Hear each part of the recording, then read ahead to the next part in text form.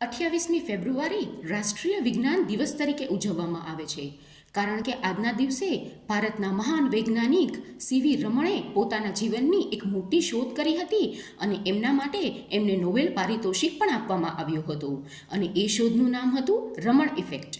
તો આ જ એક મહાન વૈજ્ઞાનિકની હું એક બાળપણની વાત તમારી સાથે શેર કરવા માગું છું. રમણ નાનપણમાં એકદમ હોશિયાર હતા, ઉત્સાહી હતા, પણ સાથે સાથે રમતિયાળ સ્વભાવના પણ હતા. પિતાજીને આ વાતની બહુ ચિંતા હતી કારણ કે એ કોઈ પણ કામ પૂરા જોશથી, ઉત્સાહથી, એકાગ્રતાથી શરૂ તો કરે, પણ થોડી વાર પછી તેમનું મન અહીં તહીં ભટકવા લાગે. તેમના પિતાજી શિક્ષક હતા. તેમને ખબર હતી કે જો સમય રહેતા એમની આ આદત સુધારવામાં નહીં આવે તો રમણ આગળ જતા કંઈ નહીં કરી શકે. એટલે એક દિવસ પિતાએ રમણને બોલાવ્યા કે રમણ, અહીં આવતો, હું તને એક જાદુ બતાવું. પિતાજી આંગણામાં ન્યૂઝપેપર અને પાવર્ડ લેન્સ લઈને બેઠા હતા. રમણ તેમની પાસે ગયા. પિતાજીએ કહ્યું, જો બેટા, હું તને એક જાદુ બતાવું.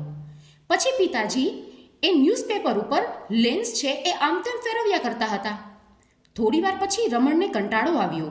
એમણે પિતાજીને કહ્યું કે પિતાજી, તમે મને આવું બતાવવા અહીં બોલાવ્યો? તમે તમારો સમય વેડફો છો. એટલે પિતાજીએ કહ્યું, ને બેટા, ઊભો રે, જાદુ હવે થશે. પછી પિતાજીએ લેન્સને ન્યૂઝપેપર ઉપર એક જગ્યાએ ફોકસ કર્યો. સૂર્યના કિરણો એકત્રિત કર્યા અને સૂર્યના કિરણો જ્યારે ન્યૂઝપેપર ઉપર એક જગ્યાએ ભેગા થયા એટલે પછી ન્યૂઝપેપરમાં આગ લાગી. આ જોઈ રમણ તો આશ્ચર્યચકિત થઈ ગયા.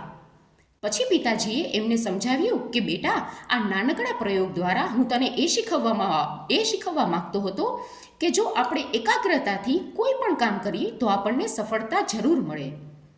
જીવનમાં સફળતા, તમે કોઈ પણ કાર્ય કેટલી સફળતાથી અને એકાગ્રતાથી કરો છો, કેટલી સફળતાથી અને નિપુણતાથી કરો છો, એના ઉપર નિર્ભર છે.